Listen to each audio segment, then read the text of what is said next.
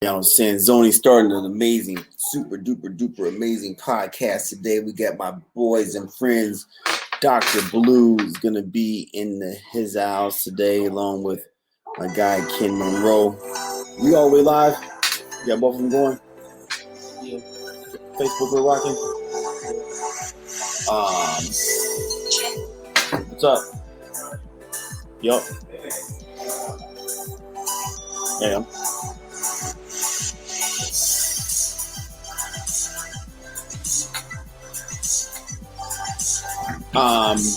So I love Dr. Blue. Dr. Blue's my boy.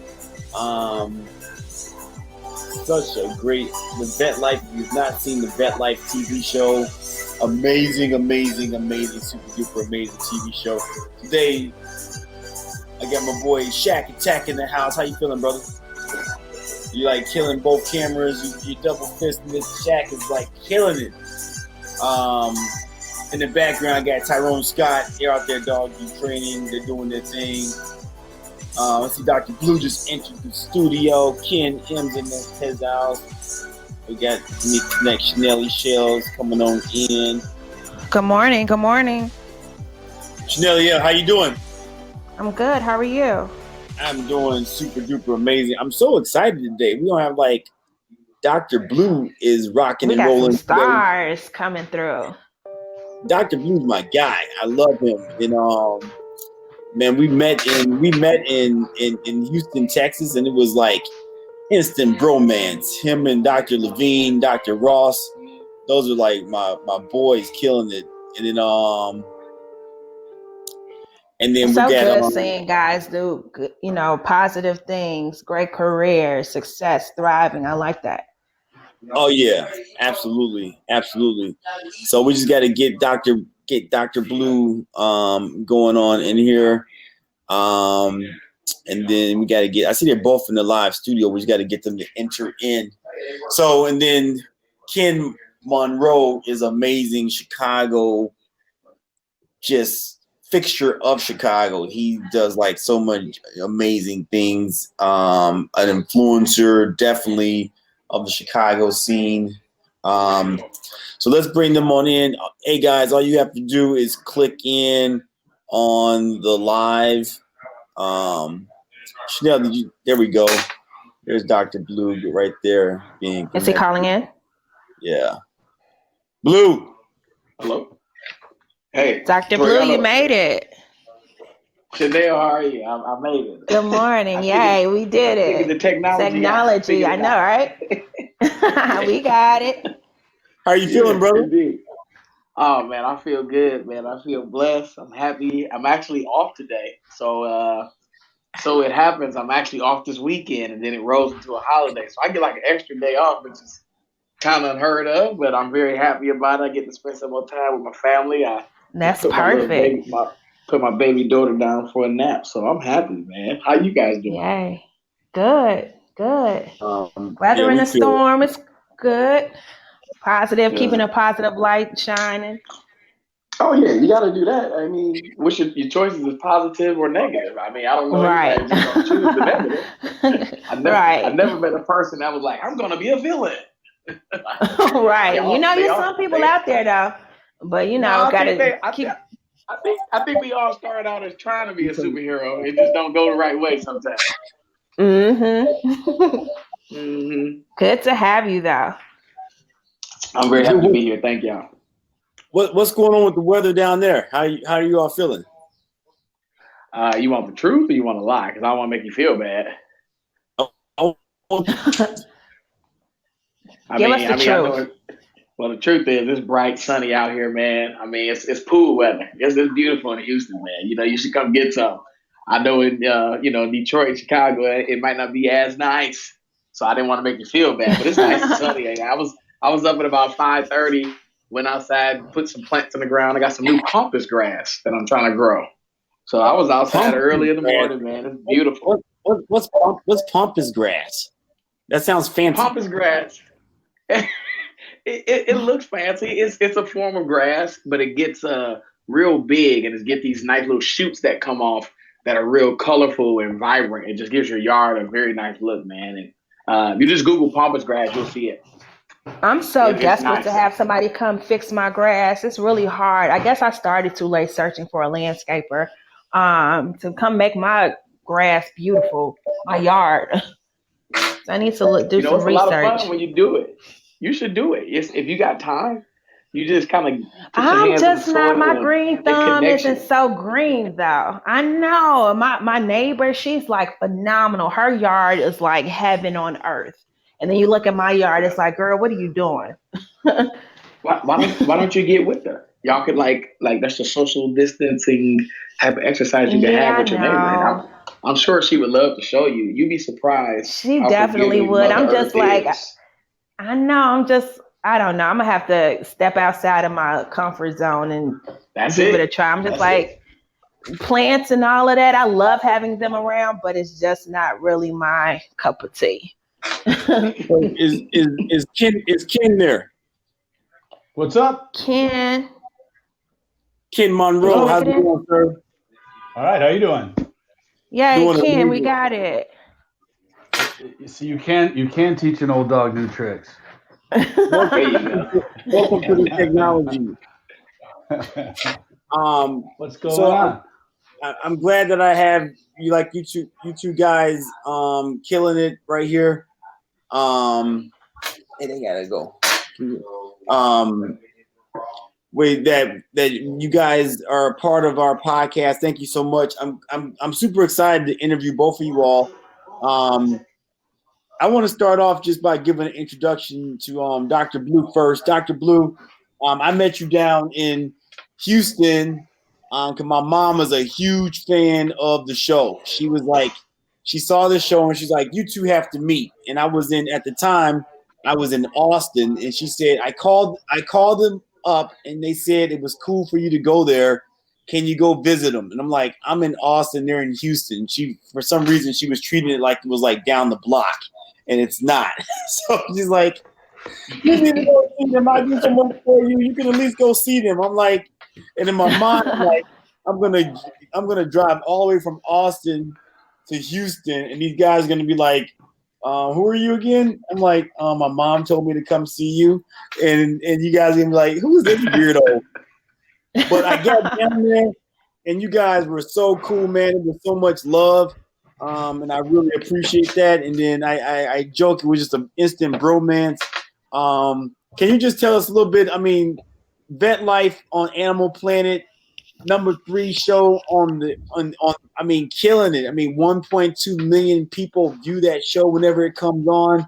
Tell us a bit how you feeling. Tell us about the Blue World, the Vet Life and everything. Oh man, well, thank you So so much. First excited. of all, I'm so happy your mom, made the introduction or made impressed upon you to come down there. And you're right. Ever since we met, it had just been a cool commonality that we had along with animals and just loving dogs, particularly because you are the Wolfkeeper. And when we met that day, man, we let people in the office all the time. It's not some type of weird celebrity status where you can't get in touch with us. We're not like real celebrities. We're veterinarians. And You're you want my celebrities. You guys are autograph. the real heroes.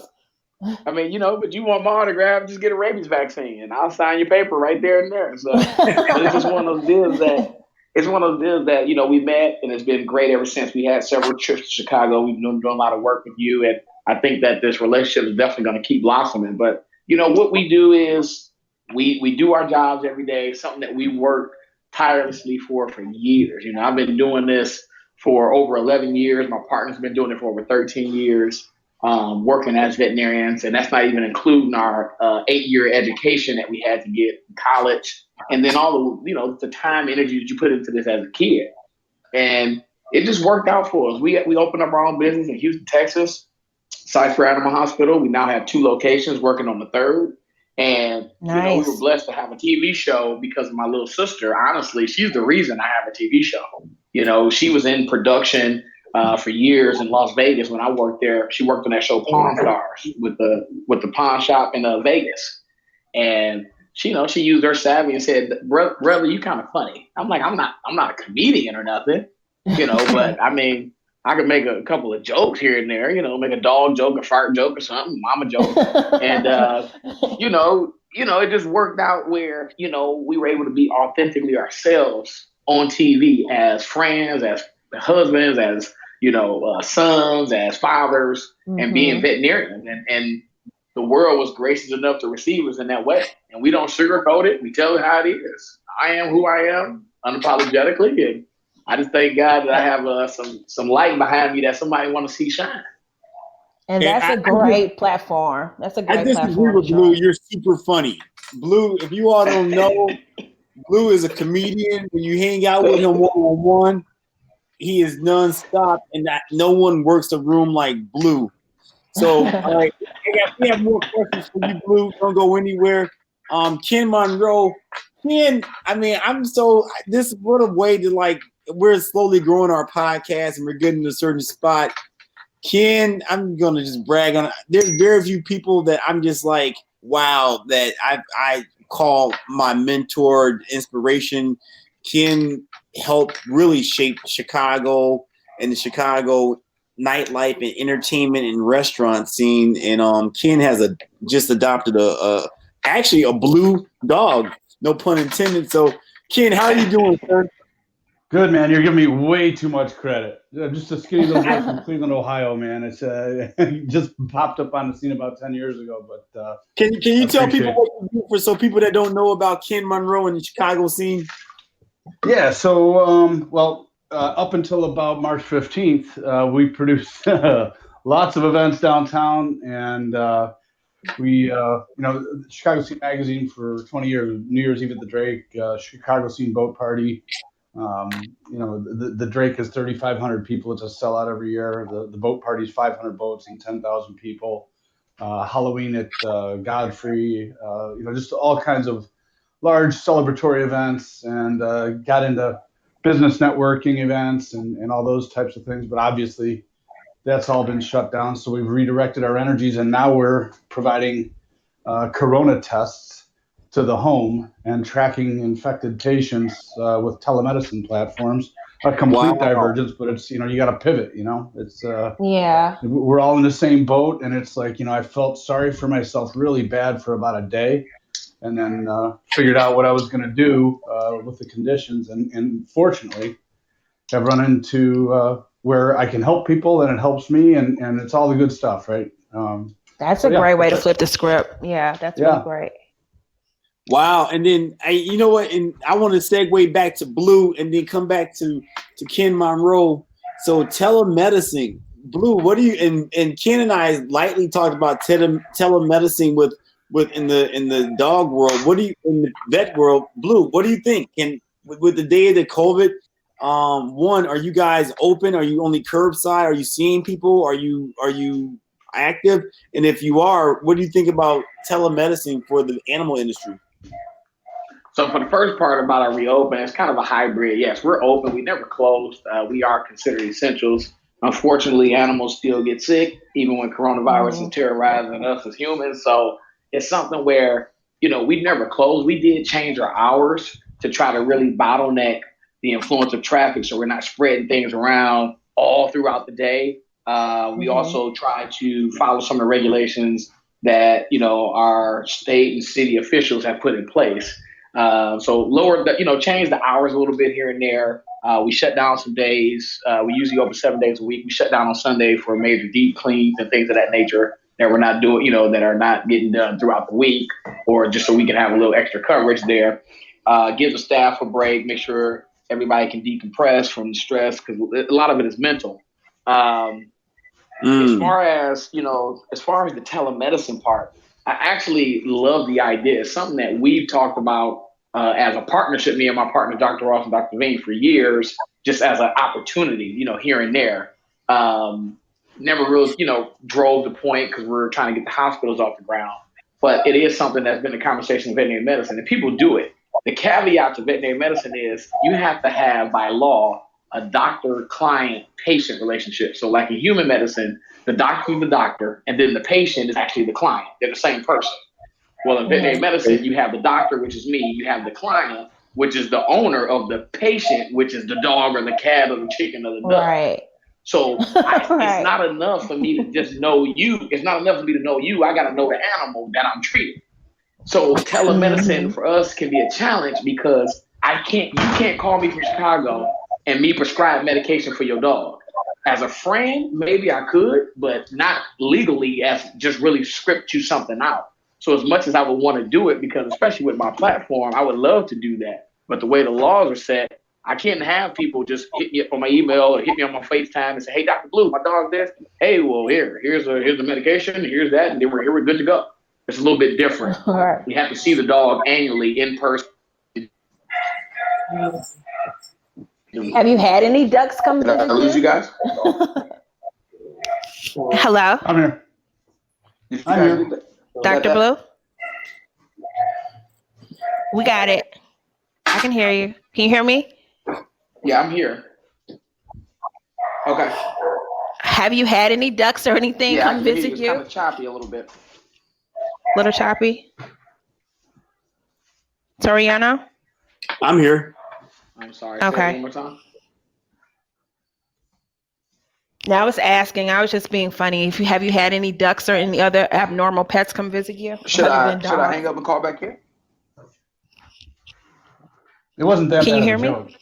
I caught the tail end of that. You said, "Have I had it?"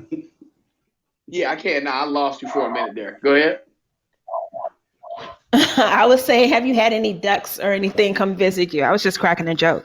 I'm, s- Is I'm my phone sorry. breaking up? Yeah, it's bringing up on mine. I'm sorry if I missed a joke. I hate to spoil a good joke. Oh, it's over now. Oh, Hey, Dr. dang it. Blue. I missed out on my chance. It's okay. Hey, Blue. Yeah, what's going on, Blue. Toriano? We have a special guest here for you, all the way live from Detroit. Miss, I'll let her introduce herself. Where you at? Can I Oh, see from him? Detroit? Where you at, Blue? I have Shashu Harris. Hey, what's up, Blue? Oh my God, I don't know if it's my phone or somebody else's phone, but this I is can hear killing you. me that I can't understand. I can't hear y'all good. Oh no, we I can can- hear you. Hey, Blue, why don't you try? You want to try to hang up and call back in? Hello. Yeah. Okay, let me. You didn't mute yourself or Let me anything, see if did I can you? change venues to see if that helps, because this is killing me and I can't get y'all. Yeah, try to hang up and then try to hang up and I'm call gonna back in. guys, I'm gonna hang up here and then try to call right back in. Okay. All right, cool. So while we're waiting for Blue to come back, Ken, so tell us. You have a new baby, a new fur baby. Tell us about your new fur baby. Yep. So I got him actually. A friend of mine, young lady, she actually had gotten him out of the pound, and I was looking for a companion during the shutdown because I live in an apartment by myself, and so I was complaining online that I couldn't find a place that was open and nobody had any dogs, which is a great thing. And she popped up and said, I've got this dog. He's a little much for me to handle, and so maybe you could take him. And I went and picked him up, and he's as far as I knew, he's just a pit bull. And then you gave me a little bit of insight that he's more than just a pit bull. But so I picked him up. I named him Quentin Quarantino in response to getting him for the quarantine shutdown. I call him Q, but he's a great dog. Quentin Tarantino. No, Quentin Quarantino. Quentin Torrent. Wait, say it again. Quarantino.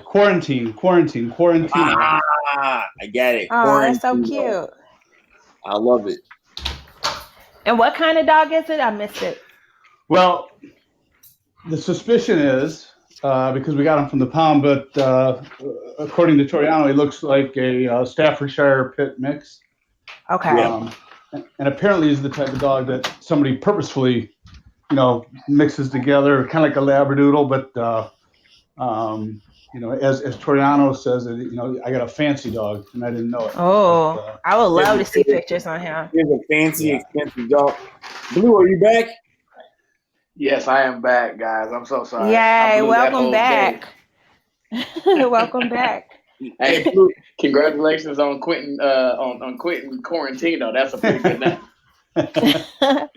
Fancy. Thank you. so Yeah. Blue, so Ken just got a brand new dog. So what advice would you give to someone that's a brand new dog owner right now during this whole? Because right now, I'm sure like you guys, at least we're staying here in Chicago. There's a tons of like a surge of people getting pets. In fact, Shashu, you just got a pet too. I did. I have a 3-month-old American bully. His name is Shook, Ooh. and he is adorable and being trained by the Aw. best. Shashu. What's up, Blue? Can Hey. you hear me now? What's going on? What's up, Yes, young man? long time. How are you? I'm wonderful. It's audio. He can't see you. Oh, you can't see me. Well, you're making Detroit proud, young man. I'm very proud of you, sir. Glad to be I part of appreciate the that. network. Absolutely. Me and Shashu go way back. I'm talking about late 80s, 90s. Oh, Look, God. look, come on now. African Don't dancing and drumming. start. Don't be in here with the shoelace pledge. Don't start.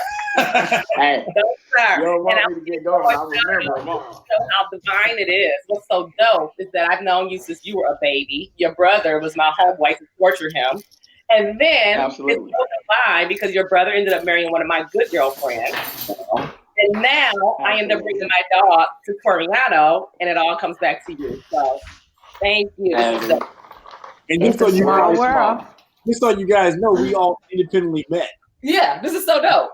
We all independently met at different junctures in our life. So it's divine. absolutely. Because Blue tried to claim you. Blue tried to say that I sent my girl to you. I'm like, no, I knew Shashu I never first. said. You can I claim me, never Blue. said I Right. sent. I never said I sent her to you. I said thanks for taking care of my girl. Thank Okay. you. That's Good what I'm look. saying. What? I'm putting Yeah. X on it for drama, for on-air drama. Hey, so I want to go back to asking. So so Ken is doing telemedicine for humans. Blue, where are you at with telemedicine for animals? Can that happen? Yeah. So I don't know how much of that you heard, but again, it's difficult with animals because unless you're having your actual clientele, you can't really branch out with it because you have to have a doctor-client patient relationship. So, we're not actually doing it too much. I mean, I do have clients that'll call me here and there. I prefer to be in person because a lot of times with dogs, they don't speak for themselves and owners don't do a great job of interpreting what's going on with an animal. So an owner can tell you, hey, I hurt my leg running and it hurts here and there. A dog's not going to tell you that. It'll just start limping. And if you got anything other than a dog, like a cat or something, man, it's hard. Cats will never show you anything, Birds, who knows? Rats, who knows? Fish, oh, forget about it. But when you're talking about a dog, that's about one of the only species, that and maybe a horse that'll truly show you what's going on, and you can decipher that enough to tell the veterinarian what you think is going on. So telemedicine for animals, it is in play, it's in progress. It's good to get information across to people, but it's not the same that you would do in humans, and I'm not doing it on a day-to-day basis at all. I am looking forward to developing that as a part of Site for Animal Hospitals branching, though. So with that, I want to ping pong right back over to Ken. Ken, because I mean, unfortunately, we're in this new era of this terrible, terrible virus and disease, and we're changing the way that we do business. So we'd be remiss to not, talk about, the future of, might be the future of medicine. I want to go back to Blue and ask him, how does he feel about telemedicine for humans? But first, Ken, can you just tell us a little bit about telemedicine, what's happening right now? Yeah, I mean, it's the landscape is transforming, immediately and forever. Many of the things that we would have gone to the doctor for, think about when you go to the doctor for something as simple as a cold. What happens? You go in, they take your temperature, they look in your throat, but they really can't tell you anything. They'll typically give you a prescription for a Z-Pack or something like that because they'll do a throat culture if you really want them to, but they're going to give you the antibiotic anyway, right? And so oftentimes you'll take the antibiotic and then they'll tell you 2-3 days later either you had strep or you didn't, and the treatment's exactly the same and so on. So all that can be done remotely. The bigger gains in these kinds of platforms are with COVID, like right now. So we've actually put a program together where individuals, and we're working with businesses so they can get back operational as quickly as possible. They'll give us, if they have 200 employees, we'll ship tests right to their home. They'll take a swab, they'll send it in, we'll send them back the results, and they've never left the home, right? Wow. If they're sick, then they can stay at home. We'll ship them whatever medications are necessary. We ship them thermometers, blood oximeters that measure blood oxygen levels, blood pressure monitors, so we can track their condition remotely and dynamically. All they got to do is take a reading, and automatically through Bluetooth updates the phone and updates their record. And if there's something out of whack, it alerts the doctor. And if necessary, we have them come on into the emergency room. But that ability to remotely engage people, and it's not just, you can't imagine the number of people who are diabetic or have heart issues or something that aren't coming into the doctor that need to because they're afraid of catching corona, right? Yeah, so there's a massive underserved market that need to see the doctor, and this gives them an avenue to do that without ever having to leave the home. That's excellent. That's excellent. Blue, how do you feel about human telemedicine, Blue? I think human telemedicine is a great job, a great thing. I think it's something that's been going on a while, and I think the technology that we have and the ability to communicate, serves its purpose well for that. Like you said, you can send something to a human and tell them to do X, Y, and Z. That's a much less margin of error than it would be if I sent you something to your dog and I tell you to put it on his wrist. You probably, if I tell you to put on his wrist, you're going to say, well, which wrist? You're not going to know if it's the front or back. And obviously we can still tell you those things, but there's still very specific ways, like getting blood pressure in animals is not as easy as it is in people at all. Even as a veterinarian who's done it for years, I have to reposition it sometimes. Sometimes I have to go to another location to get accurate pressures. And then again, with dogs and especially animals like cats, with the stress, their margin of the blood pressure being off here and there. So it's just, again, I think human medicine is great because, like you said, you can send the instrumentation to them, they get it done. And animals, still a lot of work that needs to be done. Do you feel that it will change like this for the good? With all of the new ways, doctors and even retailers, anybody's other businesses are making some changes to the way that they're doing things? No doubt. Yeah, no doubt. I mean, we're even expanding this to the homeless and sectors and opioid abuses. We have the ability through the platform. Now, it sounds big brotherish, but, there's some situations where that's a good thing, right? Mm-hmm. Where, somebody may be being treated for opioid abuse and, they're venturing nearby a known denizen of high, traffic drugs, and it'll send them a push notification. Do you need to talk to your sponsor, right? That one little engagement that gets them to maybe not go back to what really is hell, right?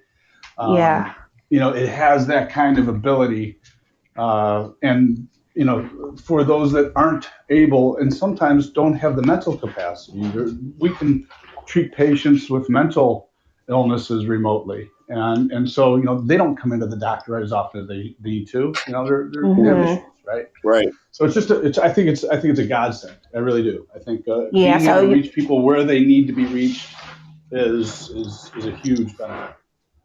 Yeah, it really is. I want to bounce back to Blue. So with the surgeons, let me ask you this first before I just assume we're seeing tons of puppy, like Shashu just got a puppy. Right now we have about 5 puppies that are in training. Are you guys seeing a surge down there of puppies, people running out getting puppies? I don't know if I could really quantitate and say that. We see, a decent amount of puppies throughout the year. I think that the numbers are probably about the same, honestly. I don't know if I would say there's a big difference, honestly. I think maybe if we're seeing a surge, it would probably be due to people adopting, because along with the shutdown, you have the issue of animals are still being treated the way that they normally are being treated. So those animals that are being pulled off the streets by, into shelters, those numbers go up while nobody is taking care of them, adopting them, or fostering them because situations of people being afraid to come out of their homes. So I think if anything, people are doing their due diligence and being saviors for these animals and adopting more.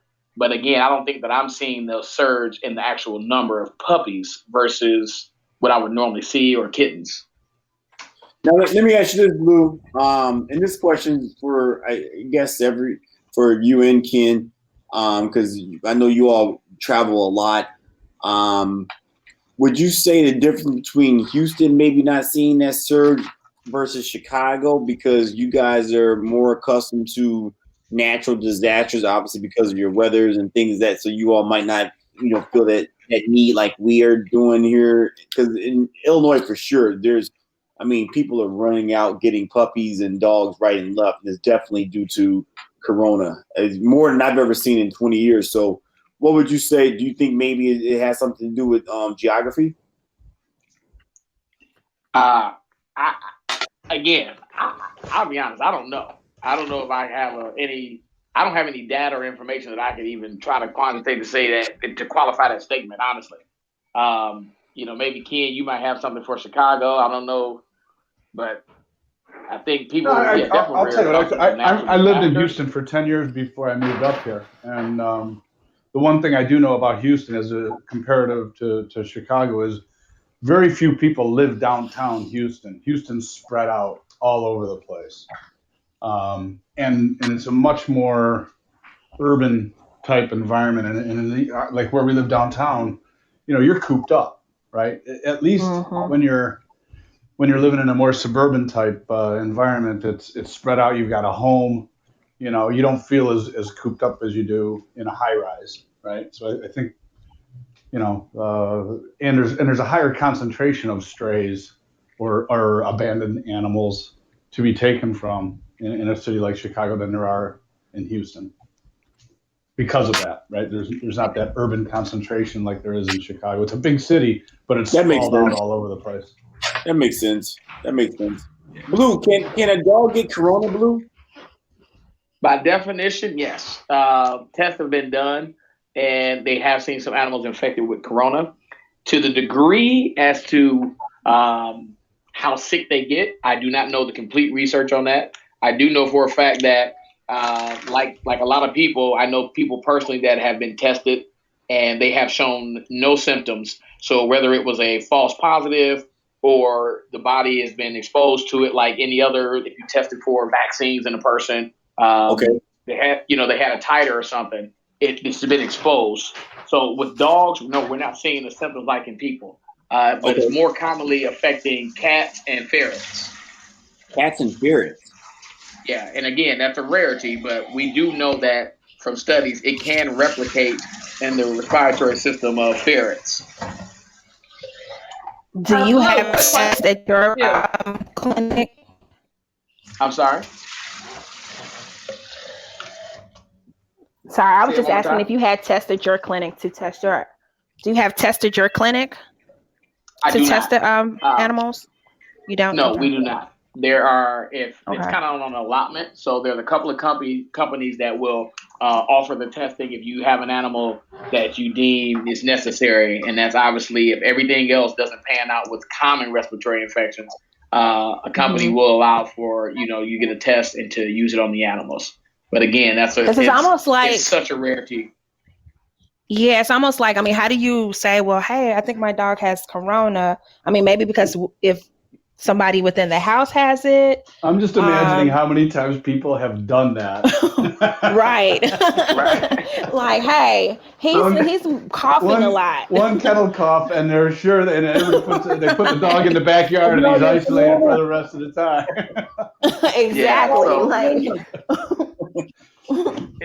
It definitely is something that it's 10 times out of 10 your dog does not have Corona. If any animal got it, it would be a ferret or a cat. And even with that, it's probably 9 times to 10 times out of 10 they don't have it. Unless you are a person that had coronavirus and your animal was with you and around you, and then they start showing some of those symptoms, it's likely. But again, that is such a rarity. There are so many other reasons why a cat would cough that it would take me a week to explain to you. Cats cough. How do you feel about that? that they said that there was a tiger, I think in one of the zoos that York. had it. In New York. in the Bronx Zoo. Yeah. Yeah, you know, There was a dog. There was a dog in Chicago that they said had it. Yeah, I'm like, yeah. I mean, you don't know the situation that these animals were in. You don't know if they're immunosuppressed. You don't know the efficacy or the viability of the test that was given to them. You just have to know all the factors before you can really say it. My question would be the tigers that were positive for it. Did they ever show symptoms? Are they still alive? Are we checking their titers again? I would like to do a follow up on those things if I was the scientist investigating that case. Because at the end of the day, I'm sure if that tiger died, we'd all know about it. Yeah, sometimes I feel like the news is just out there to kind of scare us anyway. Like some of it is good news, some of get a reaction out of us. Anything to get a viewer. Yeah. If an animal does have the corona, is it transferable to humans? No, at this point, it is not considered a zoonotic disease. So a human can't give an animal corona and then the animal replicate in its body to the level where they can pass it back to a human. At this point, we're saying no to that. I did several of these talks, and I want everybody to notice as a disclaimer, viruses are living things just like us. So you have to understand that anything that's living does its best to adapt and thrive.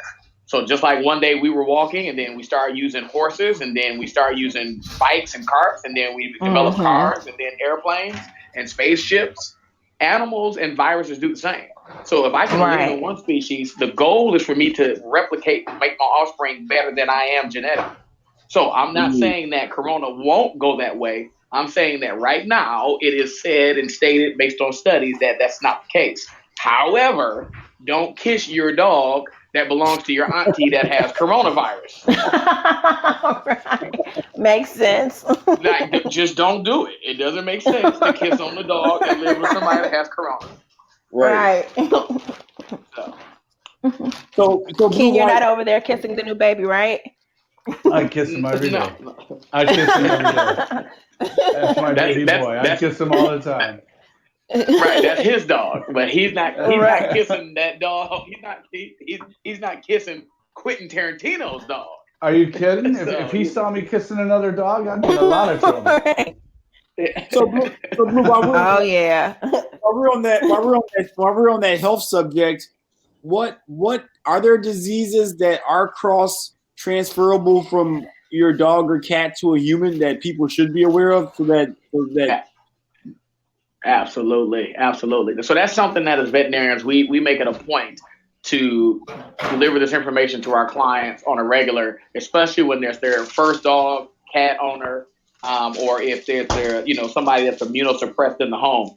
Understand that most of the parasites that dogs and cats have can be zoonotic. So the common things, hookworms, roundworms, tapeworms, some of the protozoan parasites.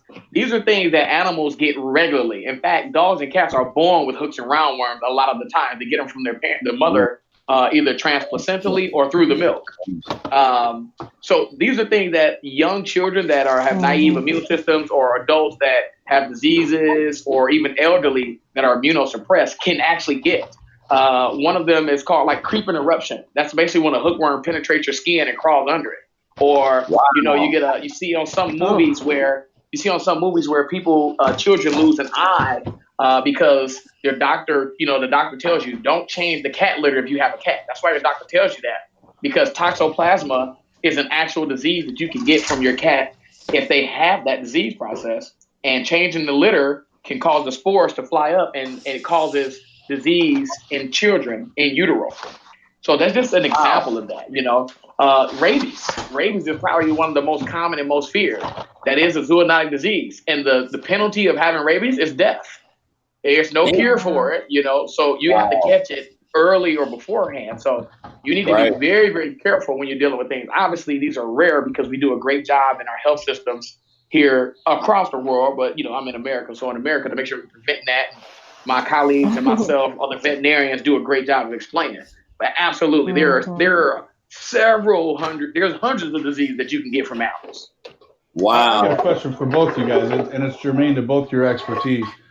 I don't know if you've seen it, but there was on the news where they're actually training dogs. Like, we've known that dogs can sniff out like bladder cancer and melanoma and stuff like that already.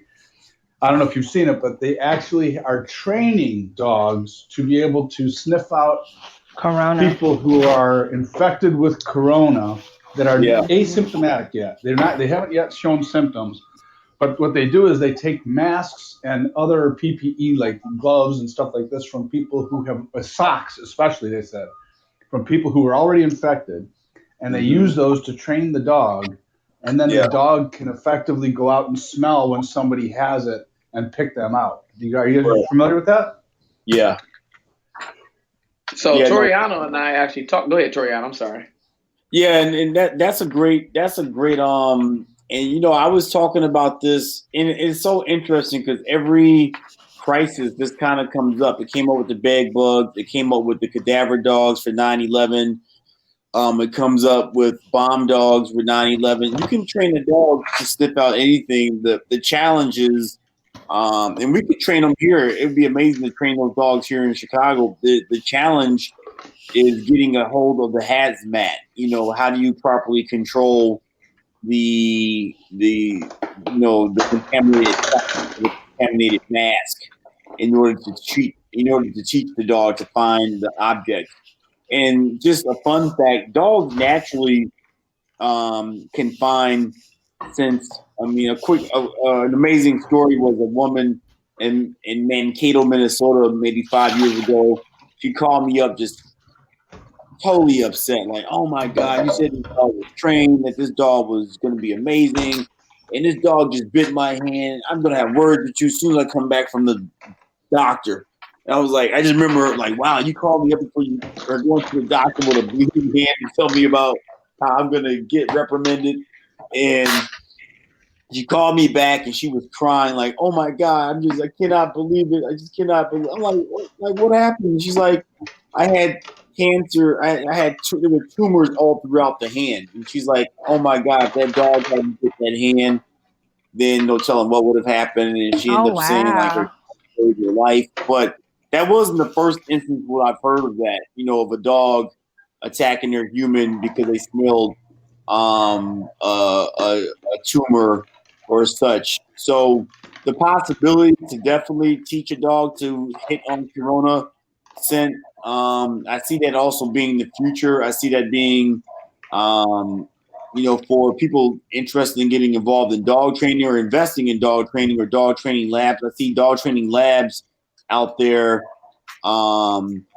where we're going to need them to train dogs. Same way when you go to the airport and you see the bomb sniffing dog, I foresee in the future you're going to have dogs that are going to go up to a person to detect the corona, not just in, public big spaces, but also it might be a standard where big companies like, for example, the McDonald's global headquarters here in Chicago, there's thousands of people that they're waiting to let come back in. I could totally see a corona canine at the front door screening people when they come in, because I just can't see. I mean, some of the tests are somewhat intrusive to a person's body. So I definitely, that's a great question, Ken.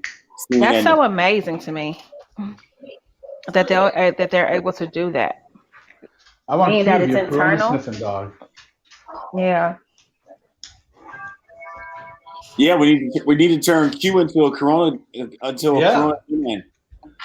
Yeah. Then I can go out into the public safely. Yeah. Wow, this has been such a lot of great information that we've gotten. I give my I love that you guys have been able to give us so much great information. Dr. Blue, thank you. I know you're busy. Well, this is your day off, so I really appreciate you taking the time to jump in. The Vet Life, amazing. If you've not seen the TV show, it is super duper amazing. It's fun. Dr. Blue featured us on the episode. So big shout out to the entire Vet Life film crew, Shannon and Gareth. Super amazing, Dr. Levine. What's coming up new for the show, Blue? What's next moves, or everything's just kind of on hold right now due to the virus? Yeah, everything's been on hold. We go on a sabbatical after every season, before we come back to filming. And this would have been the time that we were down anyway. But I don't know what the future plans are. It's a good year. We've got a lot of growth, a lot of different things happening. I think that, the world has shown that, it's a show worth watching and continuing. So hopefully, we get another chance with, Discovery Network to put on another season for you guys and season after season. But honestly, I don't know. Yeah, I'm going to put you guys in my rotation now. Yeah, I appreciate that. We don't know the future of it right now, but I have a good inkling that we should be coming back. We've got a great relationship with Discovery, Animal Planet, and I think we put on a good show for the world, and I think it's something positive and lighthearted. So something to drink wine to. So we'll see how it works. Yay! It's a super amazing show. I love the show. Ken, so the big question for you is, you were Chicago Scene Magazine. You guys documented, a lot of the things, the happenings of Chicago. What do you see the future of not that anyone really knows, it's kind of a loaded question, but what do you see like the future of to expect for the club industry and restaurant industry? Club industry was kind of already in a transition, going away from the quote unquote nightclub more towards bars, right? That transition was already in process to some degree. I think it's going to be, tough. There's going to be a flood of people who come flying back in big numbers, but there's also going to be, a lot of people who stay away. So your hottest clubs are going to be packed, and the tertiary clubs, the second and third tier clubs, are just going to have a lot of trouble. And this idea of restaurants opening back up and being able to be 25% service, forget it. If a restaurant's open and they're only 25% full, they lose more money than if they're closed. So that's no big favor, right? So what about curbside? Are you guys benefiting any at all with curbside? Because I know a lot of people are taking advantage of that, like being able to order in and get food curbside. Is it not helping much? Yeah, that's the only thing that's, keeping some of these places afloat. But again, just when you have the kind of establishments that, in a downtown environment for a restaurant, if you can seat, 200-300 people, your rent is $20,000, just to start. Forget about everything else, right? Right. So to offset all those costs, now I'm sure those landlords have been, as gracious as they possibly can be in holding off. They are only able to do that for a couple of months, right? When these guys have to start paying rent again, insurance, all the other things that go along with, before you even open the doors, it's just a horrible situation. And I just hope that, the government does something to help them, because this is to no fault of their own. And we're seeing big businesses getting tens of millions of dollars in recovery, and these poor restaurants and their workers are not, being handled the same way. Yeah, we definitely. Are you guys taking advantage of the patios that are to put the green light to open? I think the 29th. They said the patio, some patios, some bars. You can see me at the corner of Tavern and Rush as my usual seat in the Viagra Triangle where I hold court. Absolutely. Yay. Hey, I'm like, that's a start. So in closing here, I have to since I have Dr. Blue, who's originally from Detroit, living in Houston, and then I have Ken from Cleveland, who has lived in Houston, who has lived in Chicago, has lived all over the world, and I have partaken upon extracurricular activities in both Detroit, Houston, and Chicago. I want to ask you two, between Detroit, Houston, Cleveland, Chicago, who has the best party happening scene? I'm not gonna lie, Chicago. It's not even close. Chicago, hands down. It's nothing like Chicago. Yeah. Blue, what do you say? Downtown Cleveland is like one neighborhood of Chicago. Yeah, I've been to Cleveland. Definitely not Cleveland. Chicago, I'm not gonna lie, man. It almost pains me to say this because I'm so It's a home team vibe. Detroit. Detroit is a crazy vibe, but when you talk about all around party scene, man, the Virgin Hotel had me hooked. I felt like I was in Vegas when I was at the Virgin Hotel. And I lived in Las Vegas. I lived in Las Vegas for 7 years, man. And there's nothing better than the scenes that you can get there as far as on a constant type of Vegas vibe. But Chicago had me hooked. I'd come back there, twice a year to do something for sure. So when are we gonna have that sci-fi clinic Chicago? Man, I gotta make sure I get things locked down here before I start spreading my wings too far. You never want to overextend yourself. You can do it. It's positive. You can do it. You're a superhero. Trust me. It'll be done. I just got to do it in time. Everything has a time. Timing is everything. I want to give a shout out to Houston because I want to say, where you bring me in Houston, that was one of the most amazing brunch. You brought me to one of the most amazing brunches I've ever experienced. And I'm a foodie. I eat out. I'm all around. Where did we go in Houston? It was a club called 5015 on Alameda. And actually, the big wigs down here, the Turkey Leg Hut group, they've taken over that area. They're doing a great job, man. Those guys are just really repping for the city, hometown people. And I believe, don't quote me on this, but I believe they actually purchased that place we went to, and they're reopening it. So 5015 is what was the name of it, man. And nice. Turkey Leg Hut is right down the road, and they're doing it. Turkey Leg Hut is all over the news. All you got to do is Google those guys. I'm actually getting my crawfish from one of their vendors tomorrow when I do my crawfish boil in the morning. So there's a great place. Gotta take them over to Brasserie 19. Brasserie 19? Yeah, you know where it is? No, I haven't been. I haven't been.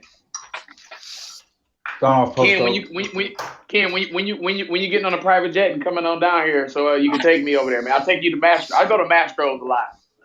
Everybody's getting on private jets these days. If you're flying, it's basically your jet. There's not many people on it. Exactly. Yeah, that's right. It's probably the safest time in the world to fly, to be honest. As paradox as that sound, it's the best time in the world to fly right now. I'll actually be down there before too long. My kids both live down there. I'll be down there before too long. All right. Well, when you get here, we gotta connect, man. I'll take you to Mastro Steakhouse, the Tillman Fertitta's joint, man. I have a good time over there on Post Oak. They kind of know me in there. Not trying to toot my. I know the guy Nick. Me and my partner. We got our own drink.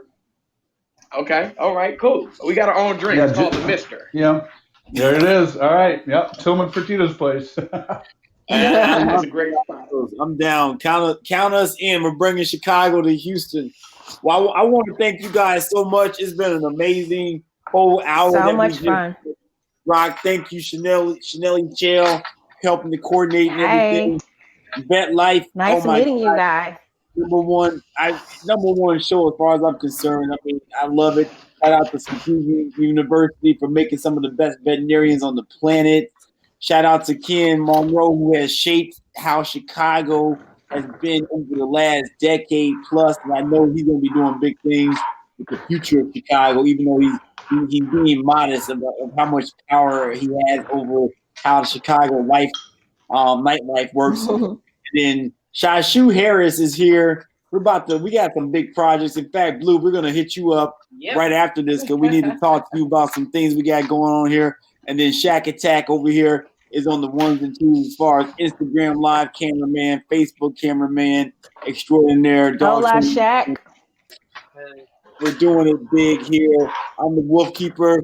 This is going to be blasted all over the internet to 20 different places to broadcast. We were broadcasting live on Podbean Live. You can go to Podbean Live, download the app, and you can re-listen to this amazing, informative broadcast. Share it with your friends. Help us go viral. This is episode 7, and we're doing big things. We're so excited for more and more to come. Thank you so much. I love you all. Y'all be safe. Be safe down there in Houston. Tell everyone I said have a great weekend. Great holiday. Have a great weekend. Oh, yeah, holiday weekend. Happy Memorial Day weekend. Happy Memorial Day. And Ken, thank you. You're a veteran. Welcome home, brother, and thank you for your service. Thank you. Salute. Thank you for your service. Absolutely. To all our veterans out there, thank you for your service, and thank you for keeping us safe. And for all our first responders, you too, Blue, because you're putting your life out there on the line by helping our animal Thank kingdom. you. For all the first responders that are out there, thank you from the bottom of our heart.